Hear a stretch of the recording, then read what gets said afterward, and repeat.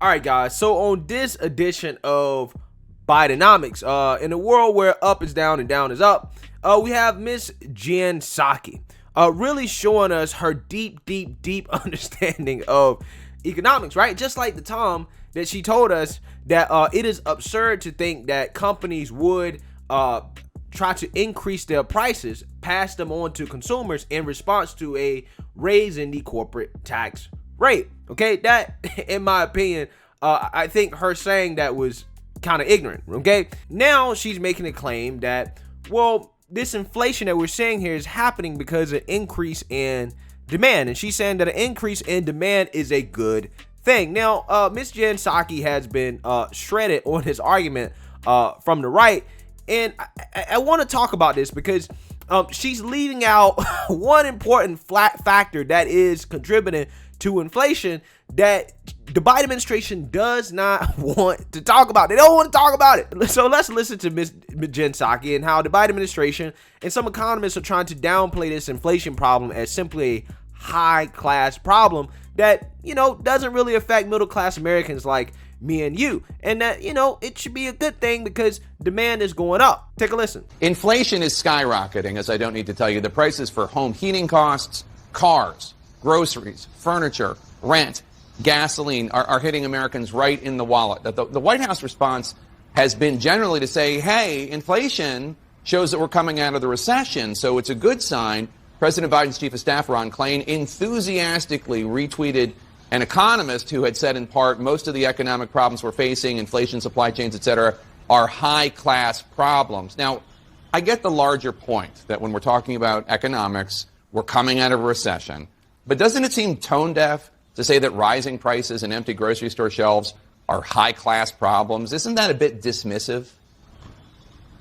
Well, that's not exactly what the tweet said, nor the retweet of the original tweet, which is what we're talking about here.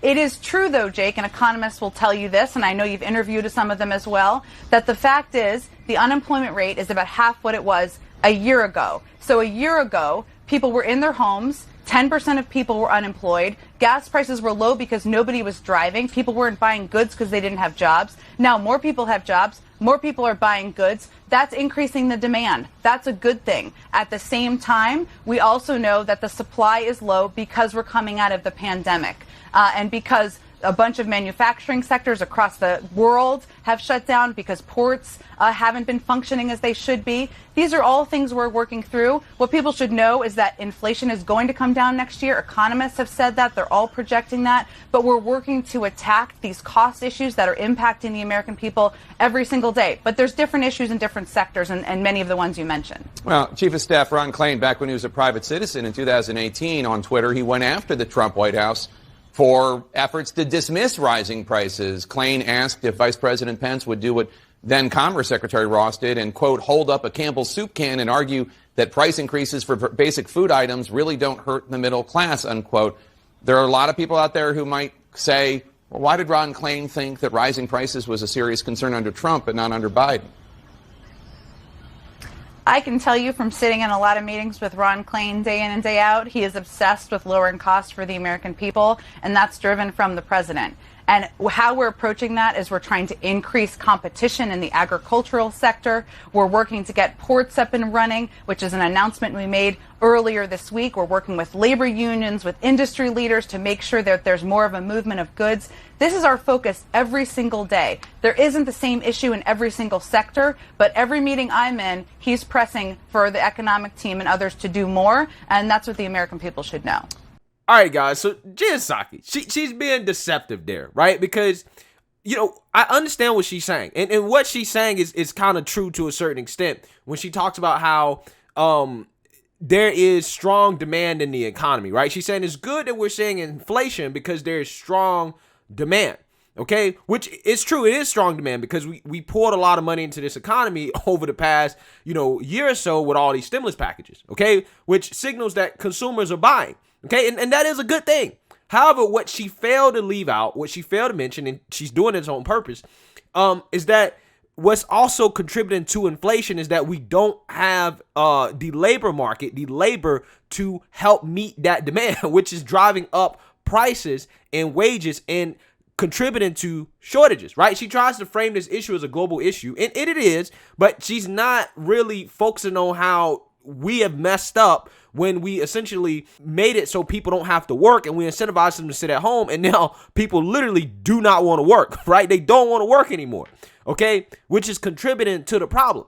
And as long as the Biden administration keeps ignoring that issue, right, the labor market issue, I don't see an end to this, because it seems like they're focused on everything except getting people back to work, right? Telling people, listen, guys, the vacation's over. It's done. You got to go to work, right? You got to work, okay?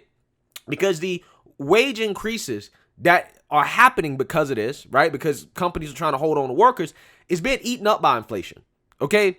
And inflation is not necessarily going to go away, and there's no guarantee that we're going to see a period of deflation when prices go back down. That's not going to happen. These prices are going to probably be here to stay.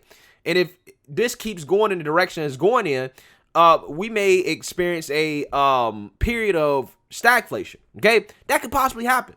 So let's read here just a little bit from the Wall Street Journal about how the tight labor market and supply constraints are pointing to persistent inflation, and then about how Obama economist Larry Summers is actually talking about how the woke feds are contributing to inflation, while Miss Psaki is trying to tell people all the economists agree that inflation is going to go away.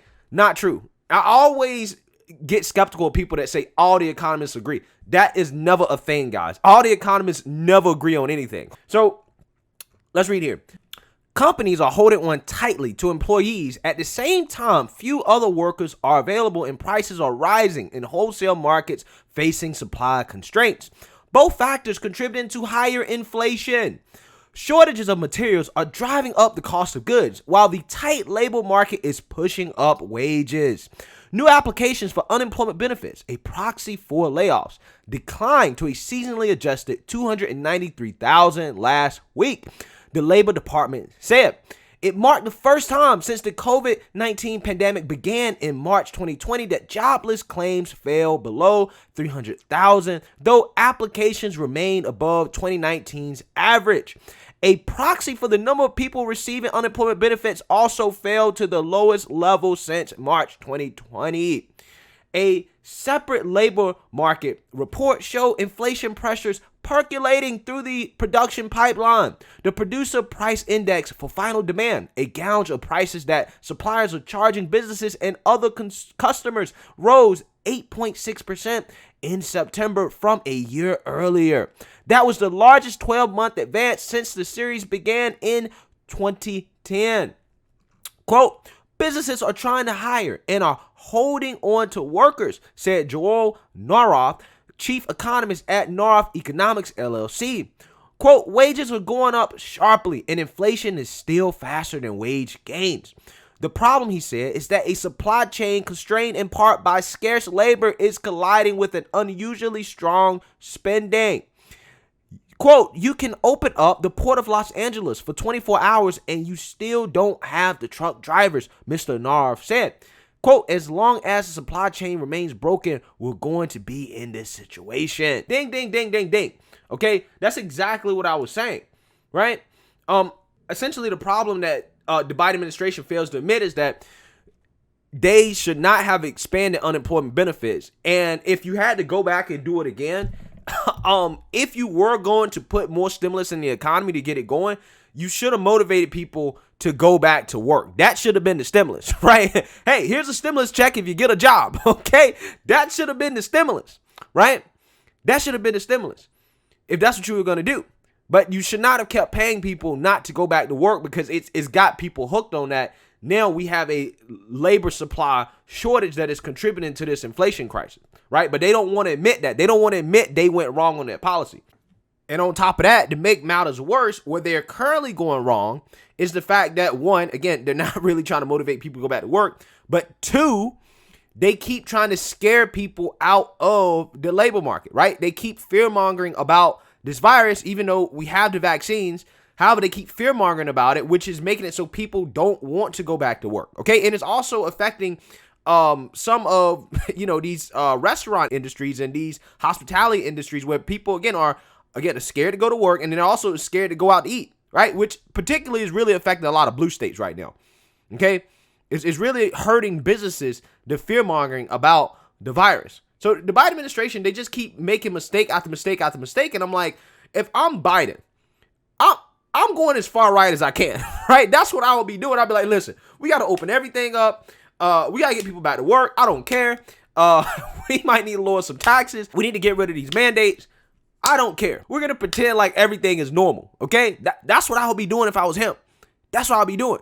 So, again, this is as Larry Summers, who was an Obama economist, is slamming the woke feds for risking losing control of inflation. And this is hilarious to me because Miss Jen Psaki, just like you guys just heard, she just said, well, all economists agree that inflation is going to go away, right? Like magic, right? That's what she's saying. And like I told you guys, all economists never agree on anything, okay? And in this situation, even Obama's economist, Larry Summers, who's been warning about this for a while. I actually talked about this a long time ago. I think maybe back in March, I talked about how Larry Summers was warning Biden about all this. He was like, bro, do not spend this much money. Do not do this. Don't pump this much money in the economy because we're going to experience massive inflation, right? This guy, again, an Obama economist, has been warning about this for a minute.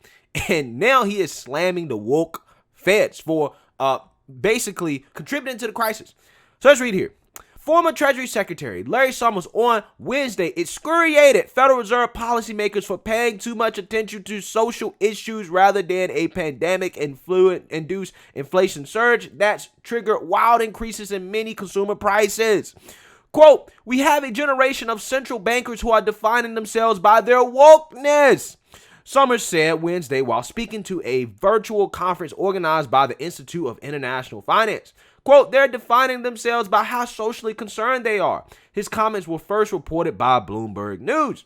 Summers likened arguments by Fed officials downplaying inflation concerns to those made by former Fed chairs Arthur Burns and G. William Miller, who led the U.S. Central Bank in the 1970s when the U.S. saw some of the highest inflation rates in decades. Quote, we're in more danger than we've been during my career of losing control of inflation in the U.S., Summers, a Harvard University professor, said. We've gone even further towards losing it in Britain, and I think we're at some risk in Europe. The Fed adopted a new strategy last summer in which it will keep the federal benchmark funds rate near zero, even if inflation rises above the preferred rate, in order to reach maximum employment. But over the past few months, inflation has been rising at the fastest pace in more than a decade and is well above the Fed's preferred target of 2%. There are still about 7.7 million unemployed Americans. Central bankers have also increasingly been discussing the economic impact of climate change and how to incorporate that into their work. Summers' comments came after the Labor Department released a report showing that inflation rose 5.4% in September from where it was a year ago, matching the largest increase since 2008. Consumer prices, meanwhile, jumped 0.4% in September from August. Some Fed officials acknowledged last month that a spike in consumer prices could last longer than expected and remain elevated in 2022, according to minutes from the central bank's September meeting. Economic projections from September meeting show that headline inflation expectations for this year are 3.7%, almost a full point higher than the May forecast, while Fed officials projected it would hit 3%. But Summers took aim at the Fed and other central banks for not preparing markets and investors for steps they need to take to rein in inflation. Quote, if those actions come, they're going to be very shocking and very painful in financial markets, he said. Basically what he's saying is that y'all need to be real about raising interest rates, right? Which I've been telling you guys for a long time. I don't believe the Feds, right? They keep saying that they're not going to do it to the end of 2022 or the beginning of 2023. And I'm like, no, it's coming at the beginning of 2022, right? At the very latest, middle of 2022. I guarantee you, okay? If I was a betting man, right, the Fed's going to increase the interest rates, and that is going to shock the markets, particularly growth companies and companies that are more tech-centered, right? So, this is, again, a big deal, right? Because the Feds have essentially been wrong. They've been telling us that, oh, inflation is transitory, right? It's only going to be here for a couple months.